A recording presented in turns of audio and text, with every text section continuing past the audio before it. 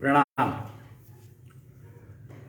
आज की कृष्णेंद्र कथा के आज के सत्र में 3 मार्च 2023 आज कृष्णाष्ट चालिया की पूर्णाहुति है। हवन और वो हो चुका है और अब कथा का समय शुरू हुआ। हम लोग कृष्ण इष्ट के दरबार में बैठे हैं। अंबाला कृष्णिष्ट धाम कहलाता है ये।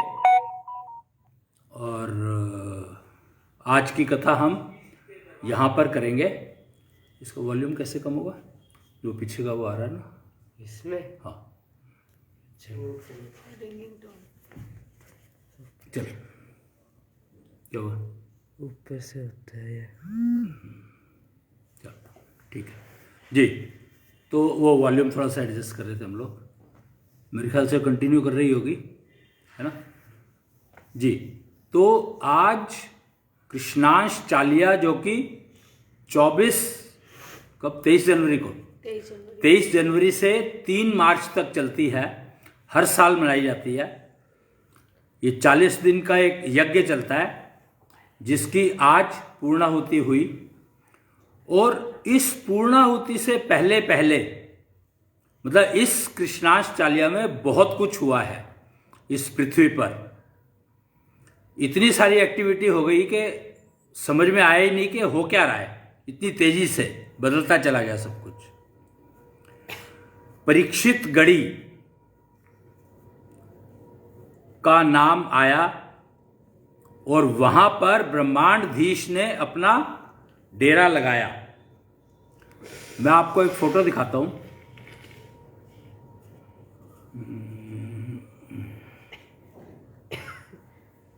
एल्बम में कहाँ थी वो? उसमें कैमरा। अब वो दिखेंगे तो सही कहीं ना कहीं।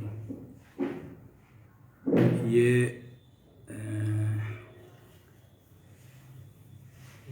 यार उसमें है ही नहीं वो फोटो। थी तो सही।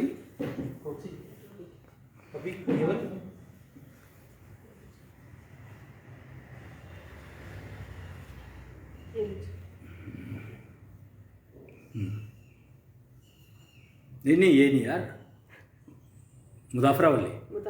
मुदाफरावली वो जो जहाँ पर वो बैठे थे ना, उनकी वो गद्दी और वो पर्दा थोड़ा सा हटा हुआ था। या कोई भी हो, कई लोग थे उसमें। ब्रह्मांडधीश जो है ना वो, हाँ ये चलेगी, ये भी चलेगी। ये अगर आप देख रहे हो तो ये ब्रह्मांडधीश बैठे हैं और उनके आगे वो नीला नीला सा छोटा सा देख रहे हो आप? वो ग्लोब है, पृथ्वी। पूरी पृथ्वी का कंट्रोल उन्होंने अपने हाथ में ले लिया है। हाँ अच्छा हाँ, ये जूमों के भी रुकती नहीं है ना। ये देख सकते हो आप, ये बैठे हैं। ये ना कुछ कुछ लड्डू गोपाल जैसे दिखेंगे आपको। तो अब ये लड्डू गोपाल नहीं है, अब ये षोडशी गोपाल होकर के और ब्रह्मांडधीश हो गए हैं। और इनका वो कहीं था ना लिखा हुआ, ब्रह्मांडधीश की जय वाला कुछ लिखा हुआ था। हाँ, पालकी है। तो ब्रह्मांडधीश हो गए हैं। और कहां पर इन्होंने अपना जनता दरबार कहां पर लगाया पता है आपको? इन्होंने अपना जनता दरबार लगाया परीक्षित गढ़ी के इलाके में। वो भी जो हस्तिनापुर के एडवाइजर थे ऋषि धौम्य, जहां पर उनका आश्रम हुआ करता था, उनकी गौशाला हुआ करती थी, वहां पर जाकर के इन्होंने अपना जनता दरबार लगाया है। और वहां से इन्होंने 2 उसमें बैठे हैं। ये एक जो मैंने अभी आपको फोटो दिखाई थी और एक पालकी के उसमें। यानी इन्होंने डिसाइड किया कि मैं अब पूरी पृथ्वी को या ब्रह्मांड को, ब्रह्मांडधीश है तो एक्चुअली ब्रह्मांड को, पर उसमें सबसे पहले पृथ्वी को अपने कंट्रोल में लेकर के, और जितनी भी नई टेक्नोलॉजीज आएंगी जो कि अंधकार को प्रकाशित करती हैं, मतलब अब अंधकार ना दो तरह का हो गया।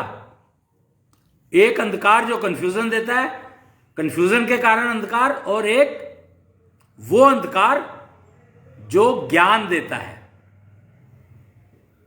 अगर इसको समझना है तो आपको पूर्णिमा का चंद्रमा और अमावस का चंद्रमा, ये दो चंद्रमा की दो पोजीशन समझ लो तो आपको समझ आ जाएगा कि पूर्णिमा का जो चंद्रमा है वो आपको कंफ्यूजन देता है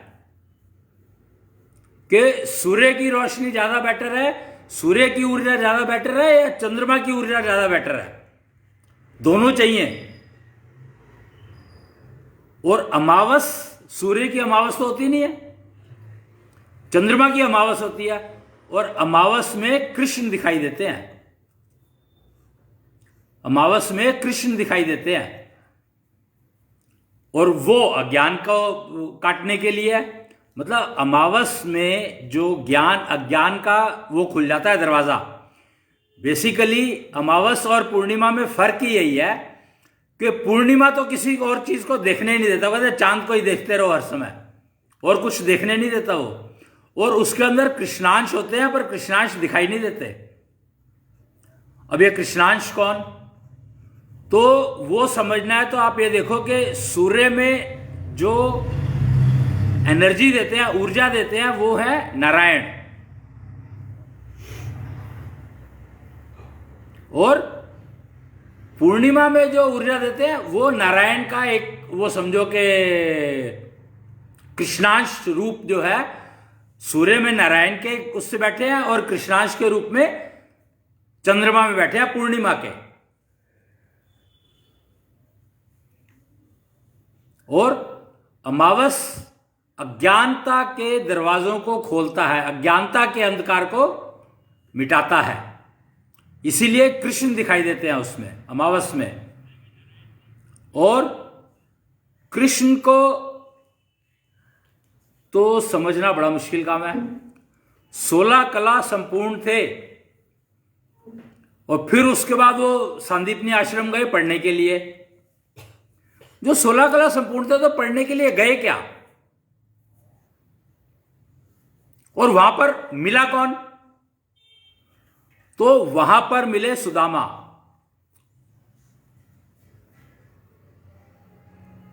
पहले जो आश्रम हुआ करते थे, आश्रम का अर्थ होता था आओ और श्रम करना सीखो, मेहनत करना सीखो। तभी वो सुदामा और कृष्ण जंगल में जाते थे, लकड़ी काट के लाते थे।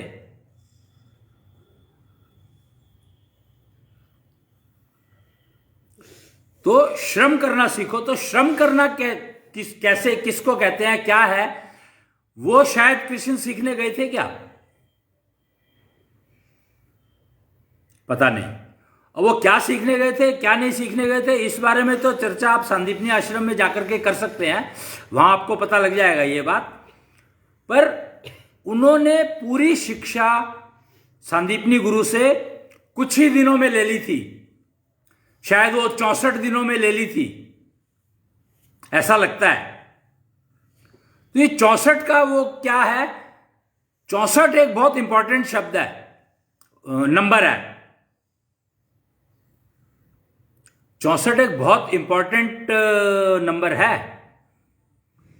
और महाविष्णु कृष्णांश, महाविष्णु का एक रूप कृष्णांश है, या ये समझो कि महाविष्णु और कृष्णांश और उनके टोटल 64 रूप होते हैं। जैसे ब्रह्मांडधीश कृष्णेंद्र,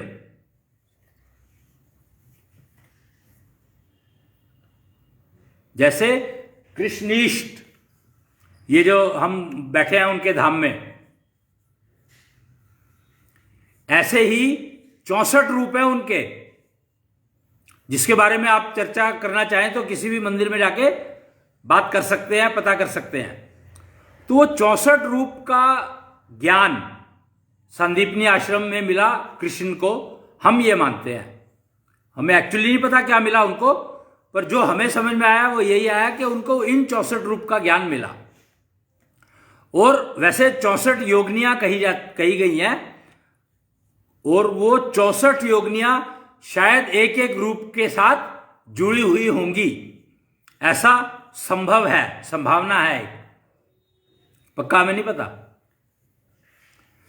आज क्योंकि पूर्णाहुति हुई उसकी कृष्णाष्टचालिया की, तो आज जो है कुच्छल श्याम, कृष्ण का एक रूप है श्याम रूप,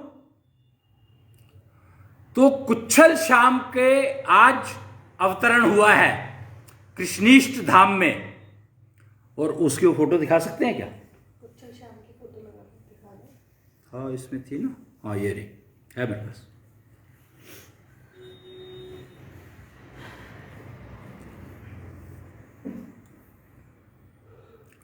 कुच्छल श्याम दिख रहा है आपको? बांसुरी है और कछुए के ऊपर बैठे हैं, खड़े हैं, बैठे नहीं है, खड़े हैं। अगर आप थोड़ा सा ध्यान से देखेंगे तो है, इसमें ज्यादा क्लियर है। क्लोजअप है ना। अच्छा इसकी ब्राइटनेस बढ़ा सकते हैं, ये देखिए। तो ये श्याम का कलयुगी रूप समझो आप। अब जो आए हैं कुच्छल श्याम, और ये कृष्णीष्ट धाम में आज बैठ गए हैं। आज है 3 मार्च 2023। आज सुबह ही एक्चुअली परीक्षित गढ़ी से फोन आया कि लगता है कि शाम आने को तैयार हैं, आना चाह रहे हैं, कहां बैठेंगे उसकी रिसर्च कर लो शुक्राचार्य ज्योतिष के हिसाब से। तो हम लोग शुक्राचार्य ज्योतिष पर काम करते हैं, तो शुक्राचार्य ज्योतिष के गणित के अनुसार आज कृष्णीष्ट दरबार अंबाला में आकर के वो बैठ गए हैं। और कृष्णेंद्र की यहां पर पहले गद्दी लगी हुई थी, ये दिखाने का, ये आप देख सकते हैं कृष्णीष्ट का विराट रूप लिखा है इसमें। तो कृष्णीष्ट का जो विराट रूप के रूप में अब महाविष्णु का एक रूप कुच्छल श्याम के रूप में आकर के कृष्णीष्ट धाम में बैठ गए हैं, और इन्होंने अपना स्थान दे दिया उनको। पहले ये बैठे थे यहां पर, अब इनकी जगह पे वो आके बैठ गए हैं। तो आप समझ सकते हैं कि इनके आने की तैयारी कब से चल रही होगी। ये कब बैठे थे? ये 2020 के अक्टूबर एंड में। तो ये बता रहे हैं यहां पर कृष्णीष्ट धाम वाले कि ये 2020 में आकर के बैठ गए थे, टुवर्ड्स एंड, अक्टूबर, शायद अक्टूबर एंड में या नवंबर बिगनिंग में कभी होगा, 27 अक्टूबर या 28 अक्टूबर। तो अब आप देख लो कि तब से तैयारी चल रही है, और अब जाकर के आज जाकर के ये यहां पर आकर के बैठ गए हैं। शाम का समय चुना इन्होंने। अब जो है पहला दूसरे प्राण में बैठे थे, और उसकी चर्चा अब शुरू हुई है तीसरे प्राण से। 6 बजे से पहला प्राण शुरू होता है, फिर 72 मिनट का होता है, यानी 7:12 से दूसरा शुरू हुआ, और 8:24 से तीसरा। तो ये कब शुरू हुई हमारी ये कथा? ये हमारे कितने मिनट हो गए? कुछ आइडिया? हाँ जी। मेरे ख्याल से तो तीसरे में ही हुई है, चौथे दूसरे में होने नहीं दी इसने। 8:20 है 8:20 पे 8:20 से शुरू हो गया था, फिर हैप्पी लाइफ। हाँ जी 8:20 पे FB लाइव शुरू हुआ। ठीक, तो दूसरे प्राण के बस एंड में, क्योंकि 8:24 से तीसरा प्राण शुरू हो रहा था, तो शुरुआत हो गई इसकी दूसरे प्राण से, और अब ये आ गए हैं अपना काम संभालने के लिए। और इनका काम क्या है? इनका काम है, एक मैं आपको और फोटो दिखाऊंगा कि ब्रह्मांडीश ने इनको काम क्या दिया है। इनको काम दिया है, एक वो था ना राष्ट्रनिष्ठा जागरण दिवस था अभी, हाँ जी, 2 का था, लिव 16 पे मिलेगा तुम्हें। अभी देखा था मैंने राष्ट्रनिष्ठा जागरण एनफोर्समेंट हाँ हाँ हाँ परिषद हाँ जी, 1 का था। 1 मार्च। कब का है दिखा जरा 1 मार्च का। जी। तो ये देखिए, ये अगर आप देखें तो ये लिखा है, इस पे उल्टा आ रहा है, मैं आपको बता देता हूं कि ये है राष्ट्रनिष्ठा एनफोर्समेंट परिषद। इसका कभी गठन हुआ होगा, पता नहीं मेरे को कब हुआ, पर इसको एनफोर्स करने के लिए, मतलब इस अभियान के इंप्लीमेंटेशन का काम इनको दिया गया है, कुच्छल श्याम को। और ये अब निश्चल श्याम बन करके परीक्षित गढ़ी में बैठ जाएंगे कभी भी। तो वो मुहूर्त अभी निकलेगा, पर पहले दिल्ली जाएंगे और दिल्ली के बाद परीक्षित गढ़ी, तीसरा स्थान जो उनका मिलेगा जहां से वो काम करेंगे, वो काम शुरू होगा मुदाफरा, यानी परीक्षित गढ़ी का एक गांव जो ऋषि धोमे का स्थान है, वहां से शुरू होगा।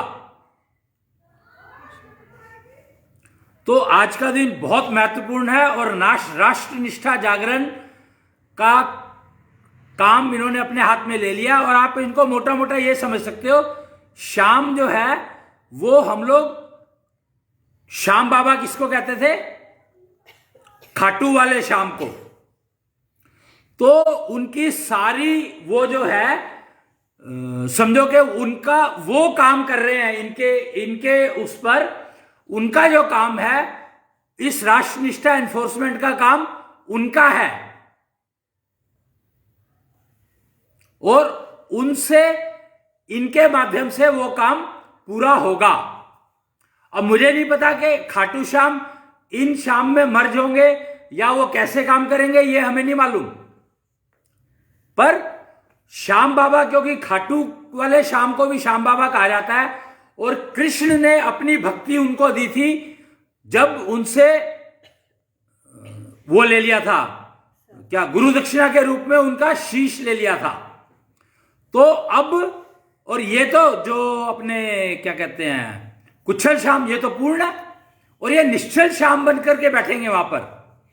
तो यानी आप ये समझ लो कि ये ही श्याम बाबा के रूप में राष्ट्रनिष्ठा एनफोर्समेंट का कार्यक्रम चलाएंगे, जो परीक्षित गढ़ी से चलेगा। अब मोटा मोटा इसको समझना है तो आप इस तरीके से समझ सकते हो कि पहले ना एक वो हुआ करता था, अश्वमेध यज्ञ।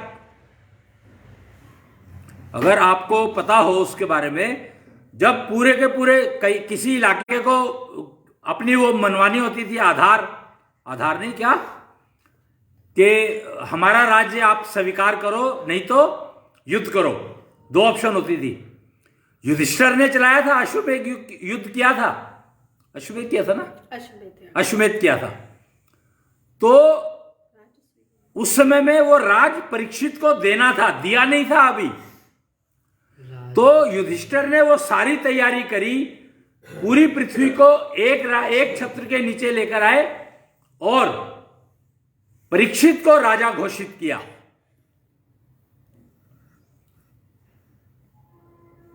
परीक्षित को राजा घोषित किया और वो अब जो है, और उसके बाद आपको अगर ध्यान हो तो राजा परीक्षित की अकाल मृत्यु हुई थी।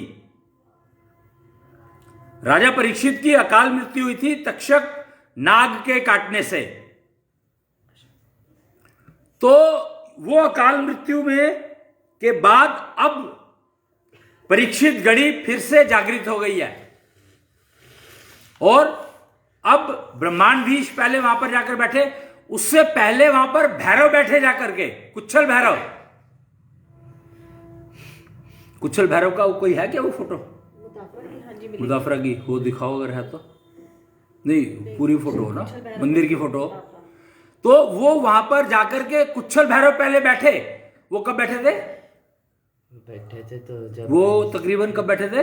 2 महीने हो गए होंगे शायद, नहीं 40 से पहले की बात है।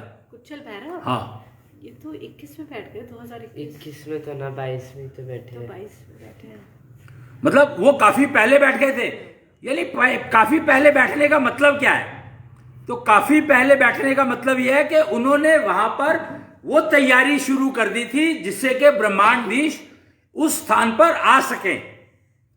वो यज्ञ शुरू किया होगा उन्होंने जिससे कि वो वहां पर आकर बैठ सके, वो वहां पर आकर बैठ सके। क्या कर दिया? 27 नवंबर 21 की है। हाँ, 27 नवंबर 2021 को बैठ गए थे ये कुछ 27 नवंबर 2021। ये आप देखें, ये कुच्छल भैरव का स्थान है मुदाफरा में, अगेन परीक्षित गढ़ी में ही है। 21 में तो बैठे हैं और ये पिंड रूप में बैठे हैं कुछ चलता है। हाँ, ये पिंड रूप में बैठे हैं। और ये कब बैठे थे? नवंबर 2021 में बैठ गए थे। यानी नवंबर 2021 से तैयारी चल रही थी ब्रह्मांडधीश के बैठने की वहां पर। और इनके साथ फिर कुछ दिन के बाद आकर के बैठ गई थी इप देवी। इप देवी, उसकी उनकी फोटो भी होगी है? इप देवी धूमावती। हाँ। जी। तो उनके कुछ टाइम के बाद, अब ये पता नहीं मेरे को कितने दिन के बाद बैठी, पर कुछ दिन के बाद वहां पर आकर के बैठ गई थी इप देवी, धूमावती इप देवी। और तब जाकर के ब्रह्मांडधीश की तैयारी शुरू हुई। ब्रह्मांडधीश के बिठाने के लिए जगह को तैयार किया गया, बिठाना शुरू किया गया। तो आप समझ सकते हैं कि इस बात को अगर आप जोड़े हम कृष्ण के जन्म से, तो कृष्ण के जन्म से पहले कितनी तैयारी की गई होगी कि कृष्ण जन्म ले सकें। राम जी के जन्म से पहले कितनी तैयारी की गई होगी कि राम जन्म ले सकें। विष्णु के अवतार, क्यों? क्योंकि पृथ्वी जो है विष्णु के अवतारों का वजन नहीं उठा सकती। 10 जनवरी 2022 को इप देवी की स्थापना हुई है। 10 जनवरी 1922, सॉरी 2022, 10 जनवरी 2022 को धूमावती इप देवी बैठ गई थी हाँ जी, ये परीक्षित गढ़ी में।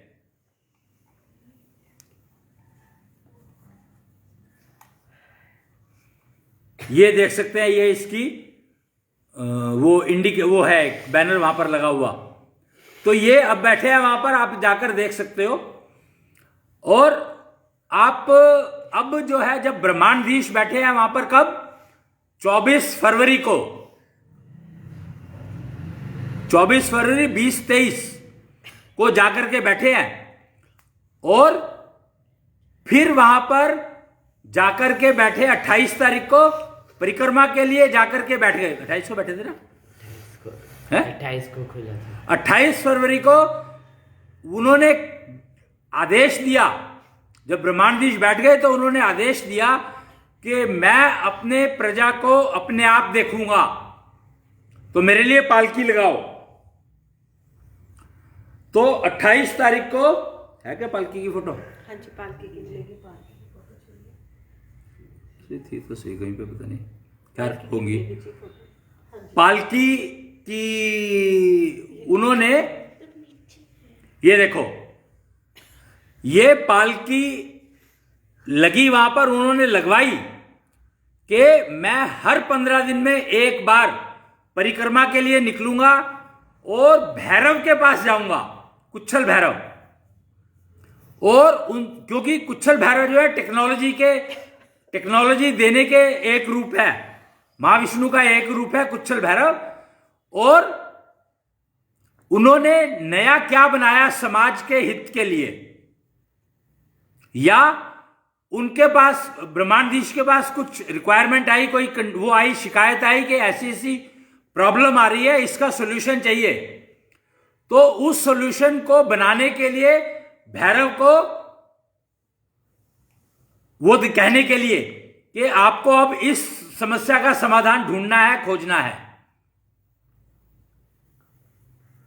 तो वो हर 15 दिन में एक बार जाएंगे वहां पर। और शायद जो दिन पक्के हुए हैं, शनिवार दूसरा शनिवार और चौथा शनिवार, second Saturday and fourth Saturday.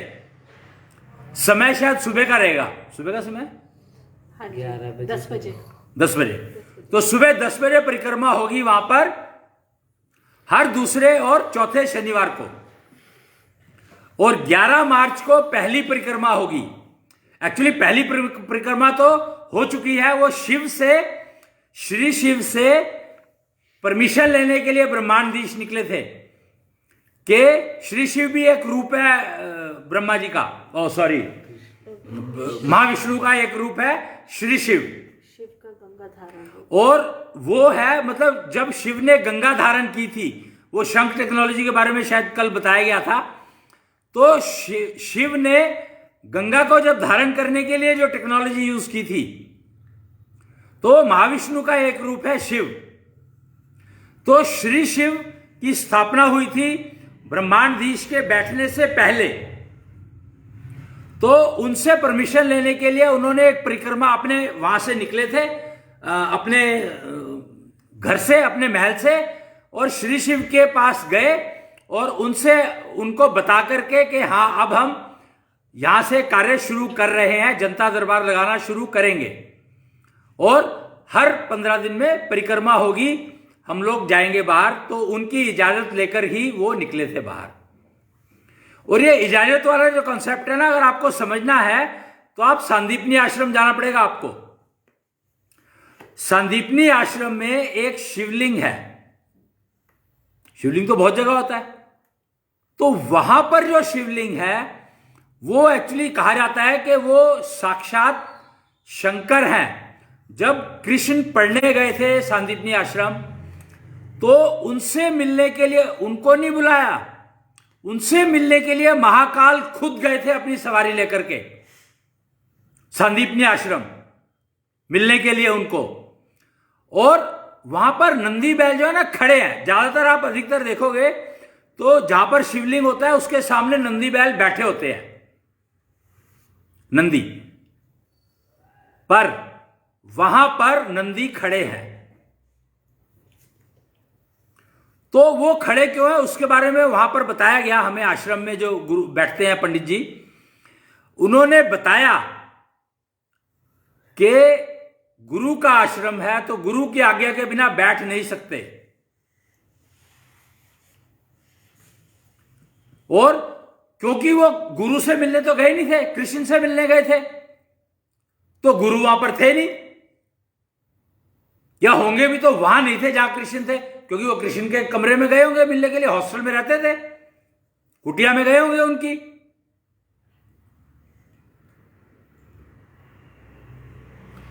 तो उन्होंने बताया कि क्योंकि गुरु की परमिशन नहीं मिल सकती थी या नहीं मिली या क्या जो भी कारण रहा होगा, पर वहां पर नंदी खड़े हैं और शंकर ने अपने आप को वहां पर बिठाया था, तो वो अपना रूप वहीं पर छोड़ करके आ गए। ऐसा उन्होंने बताया हमें ज्ञान नहीं है इन चीजों का, हमने सुना है ये, उन्होंने बताया, पंडित जी ने बताया वहां पर जो बैठते थे। और वो जो आश्रम में जो पंडित जी बैठते हैं, रूपेश पंडित जी हैं वहां पर, उनसे अगर आप चर्चा करेंगे, उस दिन तो रूपेश पंडित जी नहीं थे जब जो ये बातें बताई, वो तो शायद किसी और ने बताई थी, हर्ष पंडित जी थे शायद, पता नहीं मेरे को। तो पर रूपेश पंडित जी वहां पर बैठते हैं, उनसे आप पूछ सकते हैं, जानकारी ये प्राप्त कर सकते हैं, वो बता देंगे आपको। और वो सांदीपनी गुरु की डायरेक्ट 400 कुछ तो पीढ़ी है, 400 कुछ बताई थी मेरे को उस समय में, 450 463 पता नहीं कौन सी पीढ़ी बताई थी, उस पीढ़ी के हैं ये, मतलब डायरेक्ट संदीपनी आश्रम के डायरेक्ट डिसेंडेंट है, ऐसा बताया गया। और जितना उनको ज्ञान था या जो समझ में आई, जो भी उन्होंने बताया, तो लगता है कि उनको ज्ञान तो था, तो गुरु कुछ तो उनके जो पीढ़ी के पूर्वज थे वो देकर गए होंगे ज्ञान। और संदीपनी आश्रम में बैठते थे तो नेचुरली वहां का तो वातावरण ही ऐसा है जहां कृष्ण के पैर पड़े हों। वही बात, लोग वृंदावन जाते हैं सिर्फ इसलिए कि उस मिट्टी में कृष्ण के पैर पड़े थे। आप सोचो, वृंदावन गोकुल उस एरिया में लोग जाते हैं सिर्फ एक कारण से, एकमात्र एक कारण, कि वहां पर कृष्ण के पैर पड़े थे। छोटे छोटे पैर। बचपन उनका वहां बीता। मथुरा नहीं जाता कोई, वृंदावन जाते हैं, मथुरा नहीं जाता कोई, क्योंकि मथुरा में वो ठहरे नहीं थे, गोकुल में थे या वृंदावन जाते होंगे। मुझे मतलब देखो, हमें जो लोगों ने बताया, जो हमें समझ में आया, ठीक ठाक लगा, मतलब हमें उसमें कोई ऑब्जेक्शनेबल नहीं लगा, तो हमने उसको पकड़ लिया। और वैसे काल गणना का स्थान, काल का गणित करना है तो वो स्थान है जहां कृष्ण पैदा हुए, जहां पर कृष्ण खेले, बड़े हुए। कृष्ण काल का एक रूप है, काल के मालिक कृष्ण है।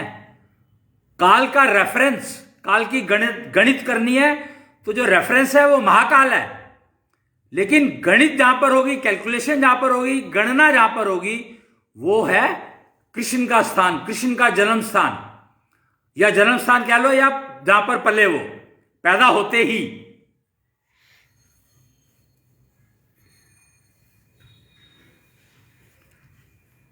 जहां पर उनकी वैसे मोस्टली ना पैदा होने की इंपॉर्टेंस इतनी नहीं होती है जितनी छठी की इंपॉर्टेंस होती है। पैदा होने के बाद छठी के दिन से जिंदगी गिनी जाती है, शुरू की जाती है, ऐसा कहा गया है। क्योंकि पहले 6 दिन काफी अनस्टेबल होते हैं। अगर 6 दिन ठीक ठाक बीत गए तो इसका मतलब है कि अब वो संसार में जाने के लायक हो गए। और छठी उनकी जो मनाई गई थी, वो मनाई गई थी गोकुल में। आई थिंक गोकुल में थी ना, कहां थे वो? हाँ जी, वही नंद के यहां पर। नंदगांव। पैदा वो वहां नहीं हुए थे, पैदा हुए थे जेल में, मथुरा में। लेकिन छठी उनकी मनाई गई थी नंदगांव में। इसीलिए वो रहता है, लोग ना कई बार कंफ्यूज होते हैं, उनसे पूछा जाए कि उनकी मां कौन थी, तो ज्यादातर लोग यशोदा का नाम लेते हैं। तो वो नाम यशोदा का इसलिए लेते हैं क्योंकि छठी में कृष्ण को बताया गया कि ये तुम्हारी मां है। जबकि मां कहते हैं जो डिलीवर करती है उसको।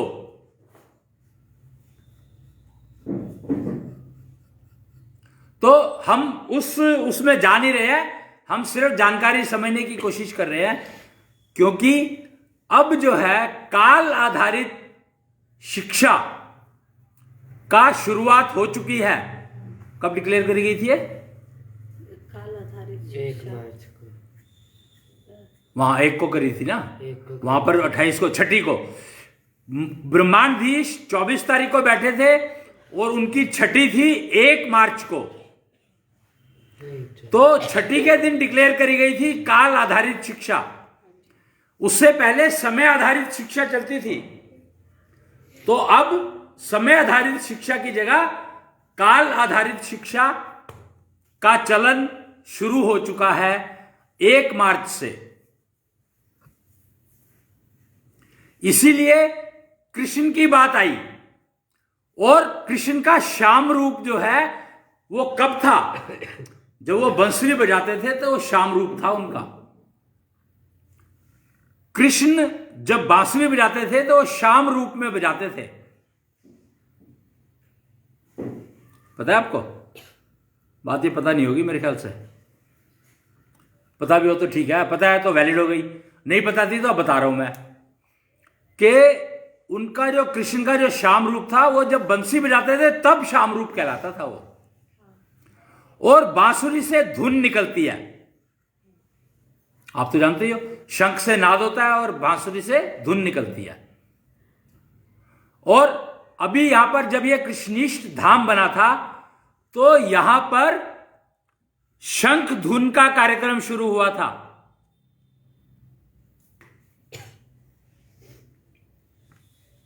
शंख धुन यानी शंख से अगर नाद होता है तो युद्ध होता है, और अब शंख से धुन निकलनी चाहिए, यह आदेश था कृष्णिष्ठ का। असल में कृष्ण का नाम लगाया जाता है कि महाभारत कृष्ण ने करवाई।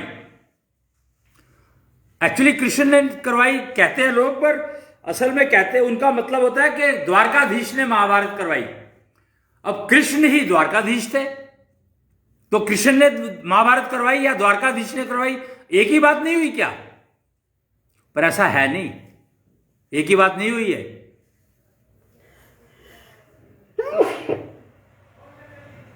फर्क है कि जब वो, वही बात है ना कि जब तक कोई सेनापति है तब तक वो युद्ध नहीं कर सकता जब तक राजा का आदेश ना हो। सेनापति युद्ध नहीं कर सकता जब तक कि राजा का आदेश ना हो। और कृष्ण के रूप में तो राजा थे नहीं वो, कृष्ण के रूप में राजा कहां थे वो?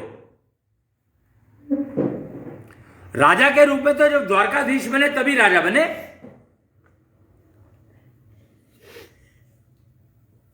और शंख उन्होंने बजाया।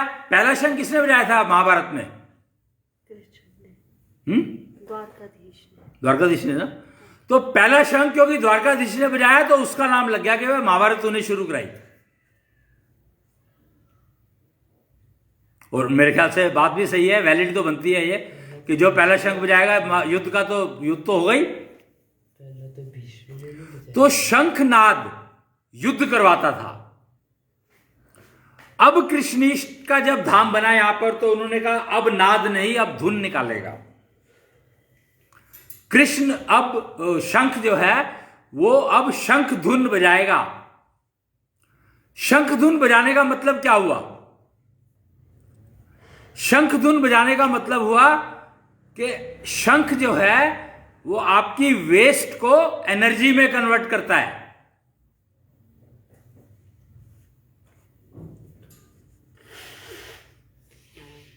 शंख जो है आपकी वेस्ट को एनर्जी में कन्वर्ट करता है। तो वो एनर्जी जो है यूजफुल एनर्जी हो। शंख धुन का मतलब है कि अब वो एनर्जी वो निकलेगी जो यूजफुल होगी, उपयोगी होगी।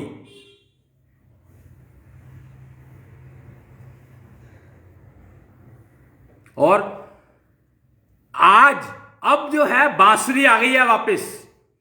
वो मैंने दिखाया था अभी आपको। इसमें ना खाली बांसुरी रखी हुई है, देख रहे हो?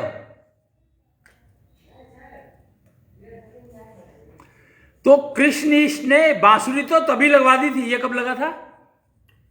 ये तो कृष्ण तो दरबार के साथ ही लगा। कब लगा था? 2020 में, 27 2020 में ही ना। तो 2020 में बांसुरी आ गई थी। अच्छा। और अब शाम आ गए अपनी बांसुरी के पास। आप ये समझ लो, अब शाम आ गए अपनी बांसुरी के पास। और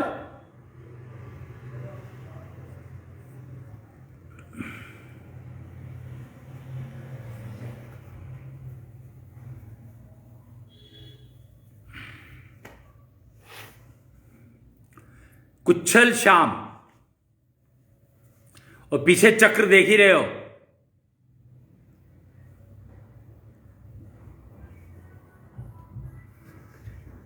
तो ये समझ लो कि अब बांसुरी नाद निकालेगी। अभी तक बांसुरी धुन बजाती थी और गैया चल आ जाती थी उनके पीछे पीछे। गोपाल कहा गया है ना कृष्ण को, तो गोपाल इसीलिए कहा गया क्योंकि वो जब बांसुरी बजाते थे तो सारी की सारी गायें जहां भी चल रही हो वो सारी इकट्ठी होकर के आ जाती थी। पर क्या खाली गायें आती थी? गोपियां, मतलब राधा और कौन नहीं, पूरा गांव उनकी बांसुरी पर इकट्ठा हो जाता था। तो बांसुरी धुन निकाला करती थी, और ऐसी धुन जिसमें सब मगन हो जाते थे। ऐसा सुनने में आया है, हमें नहीं मालूम क्योंकि हम थे नहीं उस समय में, पर ऐसा सुनने में आया। और ये बात आप वृंदावन जाकर के वैलिडेट कर सकते हो। वृंदावन यानी जहां पर गाय चरने के लिए ले जाया करते थे कृष्ण और उनके बाकी सारे साथी।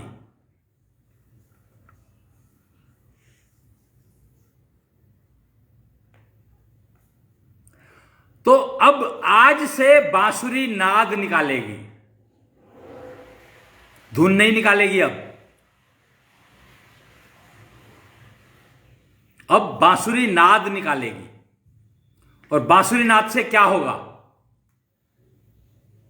शंख नाद निकालता था तो उसमें ना वो तकरीबन एक ही तरह की साउंड आती थी, साउंड में वेरिएशन नहीं होता था। धुन और नाद में फर्क क्या है? और धुन में सारे कलर होते हैं, सारे रंग होते हैं, सरगम।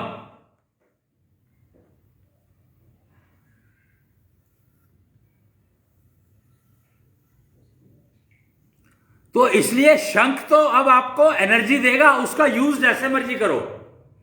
आप डिस्ट्रक्शन के लिए भी कर सकते हो, कंस्ट्रक्शन के लिए भी कर सकते हो। उपयोग है उसका, प्रयोग है। नेगेटिव डायरेक्शन, पॉजिटिव डायरेक्शन आपको चुननी है, किस दिशा में यूज करना चाहोगे। लेकिन बांसुरी जो नाद निकालेगी वो हर तरह का सुर निकालेगी, जो हर तरह की नेगेटिविटी को काटेगा, हर तरह के अंधकार को काटने की वो है उसमें, अज्ञानता को काटने की शक्ति।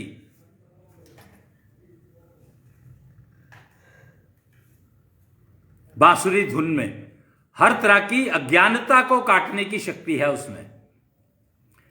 कंडीशन एक ही है कि आपको कौन सा ज्ञान चाहिए। अज्ञानता को काटने का मतलब है कि आपको कोई काम करना है, उसके लिए क्या ज्ञान चाहिए, उसकी समझ।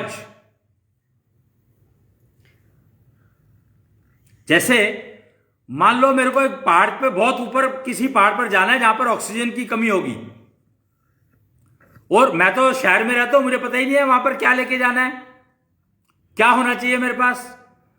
तो मेरे को देखना होगा कि वहां पर अगर ऑक्सीजन की कमी होगी तो ये होना चाहिए, ठंड होगी तो उसके लिए ये सामान होना चाहिए, और रात को देर हो जाएगी रुकना पड़ेगा तो उसके लिए ये सामान होना चाहिए। तो ये सब अज्ञानता को काट रहा है, यानी वो ज्ञान जो मेरे को उस टाइम पर करने के लिए चाहिए, उसकी खोज और उसको सीखने की क्षमता, एफिशिएंसी, एलिजिबिलिटी।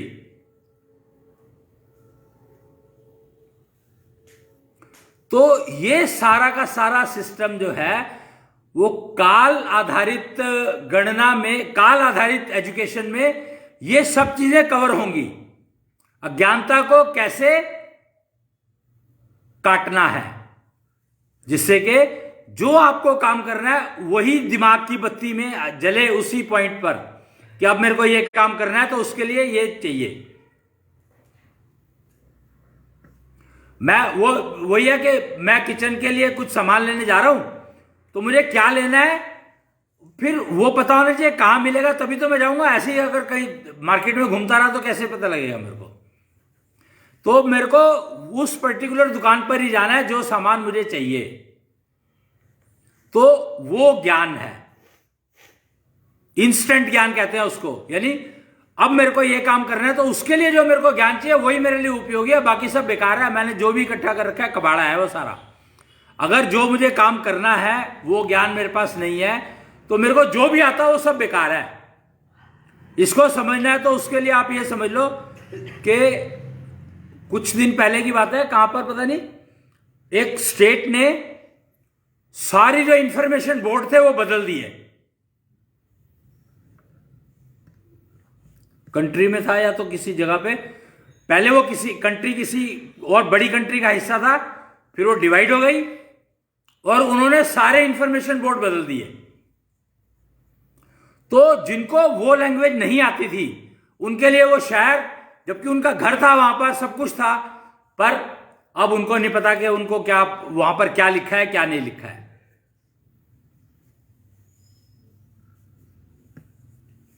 तो उस समय में गूगल बाबा नहीं होते थे कि वो ट्रांसलेट करके बता दे आपको। तो वो जरूरत पड़ी, जानकर उसकी जरूरत पड़ी तो गूगल बाबा आ गए और उन्होंने कहा भैया ये लिखा है, उसको दिखाओ, फोटो दिखाओ, तो वो उसको कन्वर्ट करके बता देता है इसका मतलब ये है। और आपको मानना पड़ेगा वो ठीक है या गलत है, ये नहीं कह सकते हम। कई बार क्या हुआ है, जो ये मैप देखते हैं गूगल मैप, उसमें वो ऐसी गली में ले जाता है जिसमें गली तो है पर गाड़ी नहीं जा सकती जिस गाड़ी में हम जा रहे हैं। अब क्या करें? गूगल कहता है मैंने तो रास्ता दिखाया था, मैंने ये नहीं बताया कि गली छोटी है बड़ी है। तो अज्ञानता का मतलब है कि अब मुझे जो काम करना है उसके लिए जो मुझे जानकारी चाहिए, अगर वो मेरे पास नहीं है तो वो अज्ञानता है। और उसको काटने के लिए काल आधारित शिक्षा का होना बहुत जरूरी है। अगर वो होगी तो ही आप समझ पाएंगे कि अब जो काम करना है उसके लिए ज्ञान को मैं खोजूं कहां पर और कैसे, किसके पास मिलेगा वो ज्ञान, और वो ठीक दे रहा है कि नहीं दे रहा, उसका सेल्फ कॉन्फिडेंस कि वो मुझे मिसगाइड तो नहीं कर रहा। ये सब समझने के लिए तो बांसुरी धुन का काम है, बांसुरी धुन नहीं, बांसुरी नाद का काम है बत्ती जलाना, दिमाग की बत्ती जलाना। और कितनी इंटेंस चाहिए, वो कौन से धुन के कौन सा सुर लगाओगे तो उसके हिसाब से वो चल आएगा और उतनी ही इंटेंसिटी होगी उस लाइट की। यहां पर इंटेंसिटी का मतलब है कितनी जल्दी आपको वो ज्ञान चाहिए जिससे कि आप अपना काम पूरा कर सको। एफिशिएंसी को रिफ्लेक्ट करती है।